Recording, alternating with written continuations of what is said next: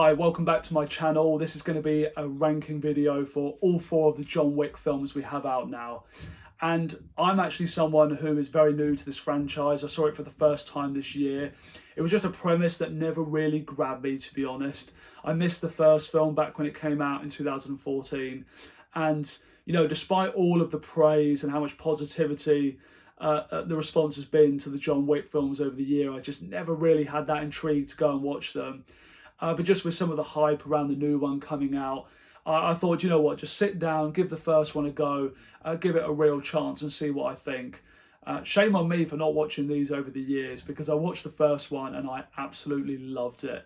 I genuinely sat down and binge watched the first 3 over 1 week, and in February, I think. So got tickets to go and see the newest one on opening night a few weeks ago.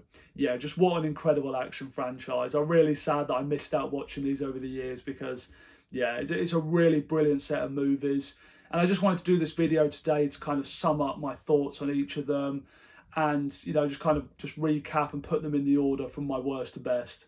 And even that being said, though, say worst to best, but even like my number 4 choice on this list is still a film that I would definitely recommend to you. Like, it's still a really good film, so not a bad one in here.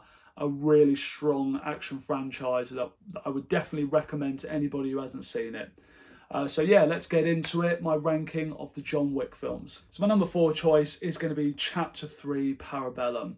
I actually think the first hour of this is some of the best stuff we've had in the whole franchise. Like, everything from where John gets made excommunicado at the end of 2, that hour that he has to either find a safe haven or prepare himself for what's coming.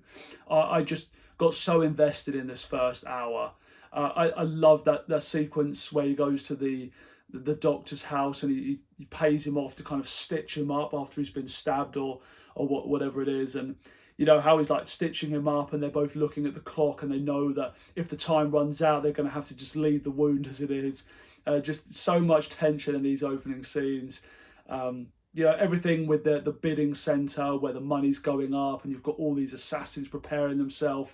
It's just like you really started to feel like the gravity of the situation, like starting to feel how big this underworld really is within this world of John Wick.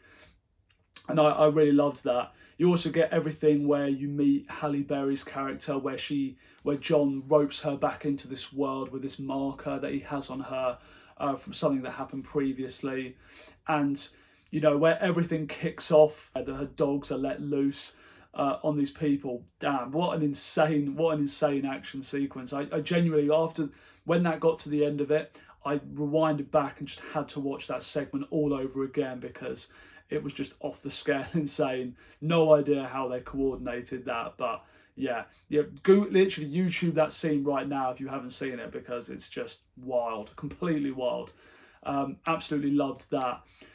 For me, where this film loses me a little bit is that after he goes to visit the elder, you know, he kind of it's gone this far, like the distance and the lengths he's gone to come and meet with this elder, even ends up cutting off his own finger in order to sort of pledge his allegiance back to the table, just have himself taken off this list where he can at least live with his wife's memory. And the fact that he's tasked to kill Winston, he gets back to the Continental and just completely turns on that. He gets back to Winston and can't do it, doesn't shoot him. And it's not entirely clear why. It's like, is it because he, you know, the fact that so the elder had forced him to have this allegiance back with them again, but is it because of that? Is that why he turns against it? Because he just wants to go back against them, doesn't want this allegiance, doesn't want to be tied to this world of the assassins forever? Is it that he just values Winston as a friend, even given what Winston does to him later? Is it that? I don't know. I don't think it's really explained. It kind of feels like it makes the everything leading up to that kind of feel a little bit pointless, which is a shame, really. So yeah, I didn't really like that plot element. You have everything as well that goes down in the Continental, which is cool, but I do think the fights there go on for a little bit too long. And that the Japanese villain, Zero, I believe his name was Zero. Yeah, that character, I feel like he just gets too comical. Like, that fight goes on for a really long time at the end. The character's quite over the top and just not that intimidating, just because of like has so much admiration for John and the way they're kind of talking in between fighting each other.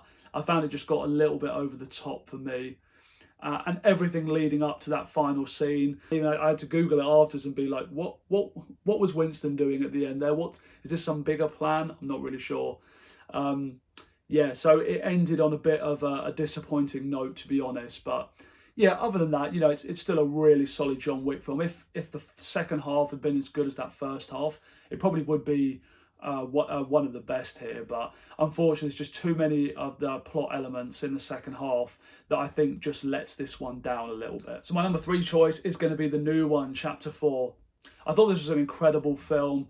The action set pieces here are the most amazing out of any of these films, just like the scale of them, the kind of stunts they're managing to put off here. You know, I kind of went into a bit more detail about this in my review, where you've got people jumping out of 4-story buildings. You've got scenes that last for minutes where people are running around on fire. The choreography is just second to none. It's absolutely incredible to watch. And being that this as well was the first one that I saw at the cinema, I think just really enhanced the experience as well. Absolutely loved it. You've got an introduction as well of some really great characters here. I loved the blind man, Kane, of this kind of retired assassin who ends up being brought back into this world against John. I love the whole dynamic between them as well, where they have a lot of respect for each other. They both kind of understand the situations that they're both in, like, you know, like what Kane has to do and why he's doing it, and just that kind of mutual love and respect they have for each other, despite the fact they're kind of trying to kill each other as well. I just really enjoyed that dynamic between them. Just, yeah, a lot of really memorable characters and really standout moments here.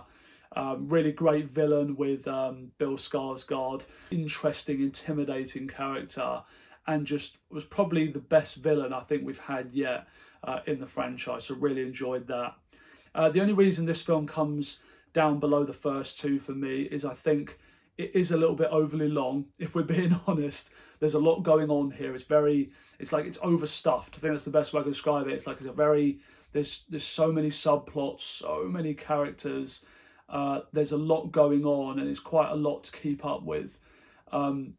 It's just, yeah, 3.5 hours. It ends up being quite an exhausting experience just because of how long the action scenes last. Like, each action scene is 20 minutes long.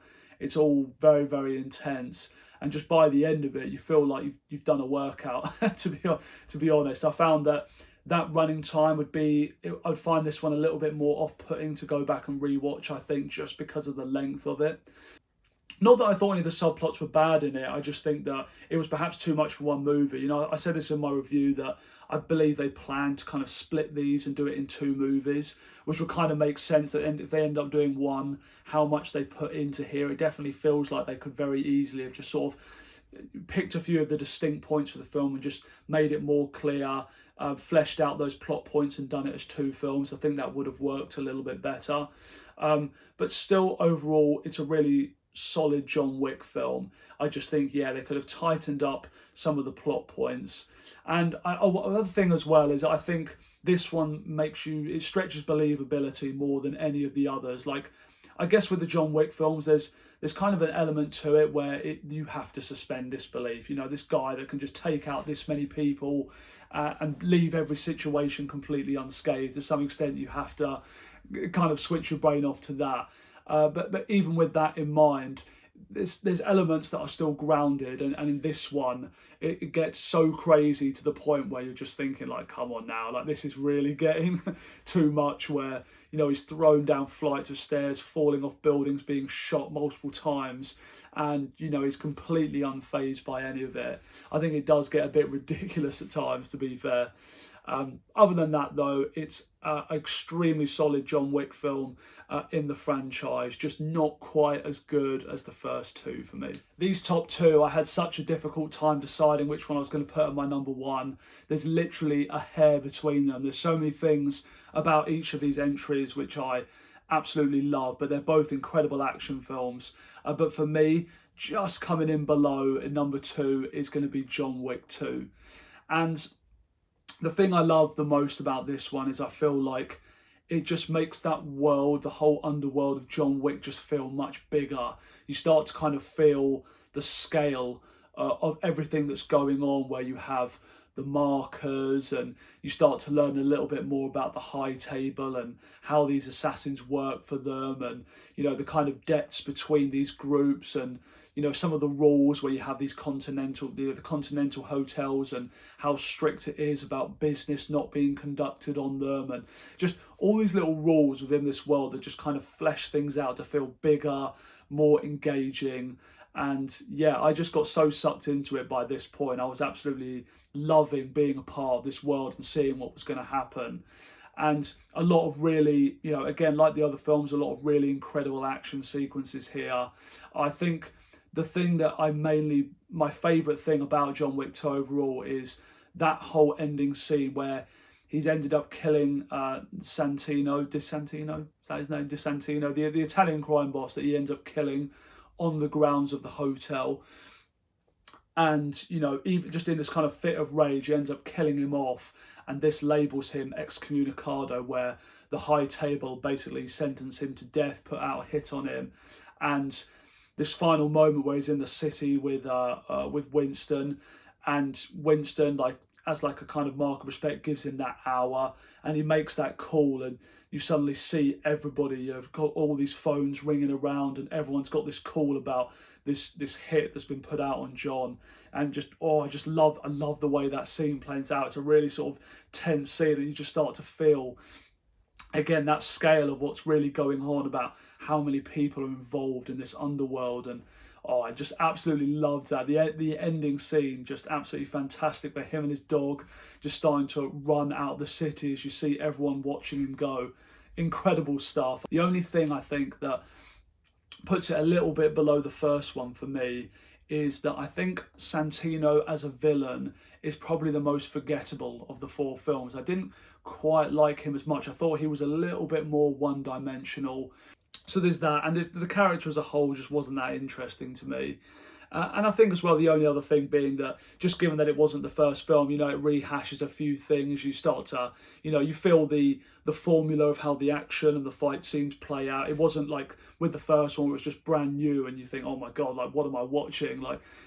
Just the uniqueness of the first one, seeing it just made it a little bit more exciting for me, I guess. Whereas here, they're very much, it's got its template, and it does it again here extremely well, granted, but it's not being the first film, you kind of lose a little bit of that by effectively rehashing some of the beats that you had in the first film.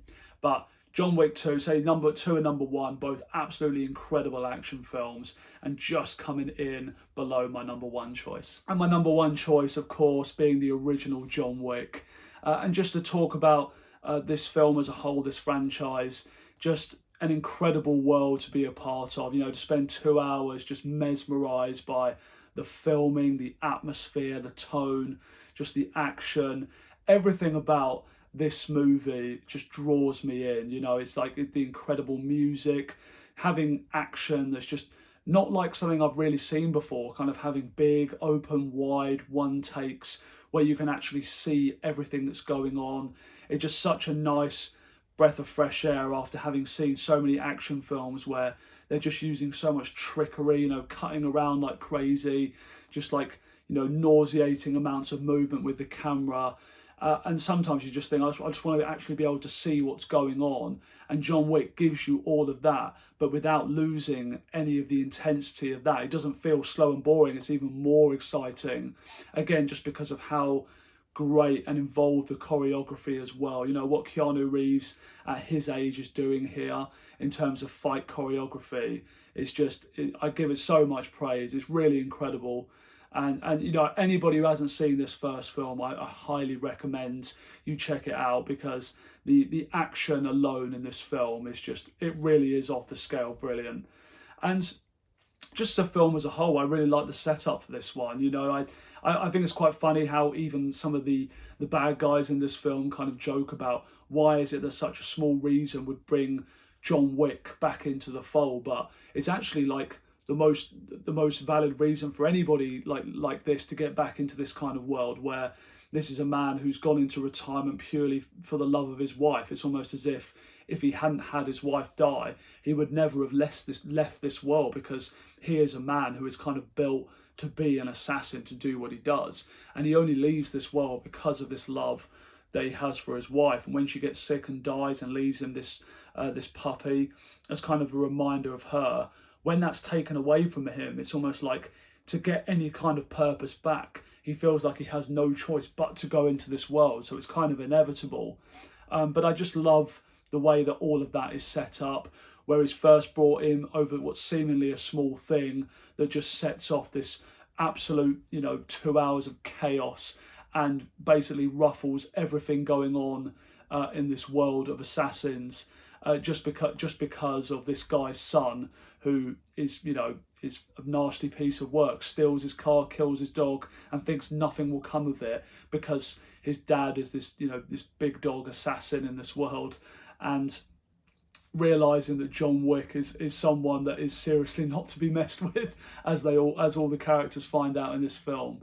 So yeah, it's an unbelievably entertaining action film. Even just talking about it right now makes me want to load it up again tonight and rewatch it, because yeah, it's 2 hours of complete action brilliance.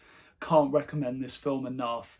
And I think overall, I'll be interested to see again how my order will change rewatching these. But as of right now, from my experience of these, number one is definitely going to come in as my number one choice. So thank you very much for watching my video ranking the John Wick films, and please do let me know as well in the comments what your order would be. I would love to get into a discussion with you and talk about the different movies, because it's interesting to hear with the John Wick films that different ones of these, different elements of these work for different people. They've got enough distinguishable things about them that you could see people having a lot of different rankings for these movies. So it's always interesting to see that. So do let me know. So please do leave me a like and subscribe to the channel if you've enjoyed this video, and I'll see you next time.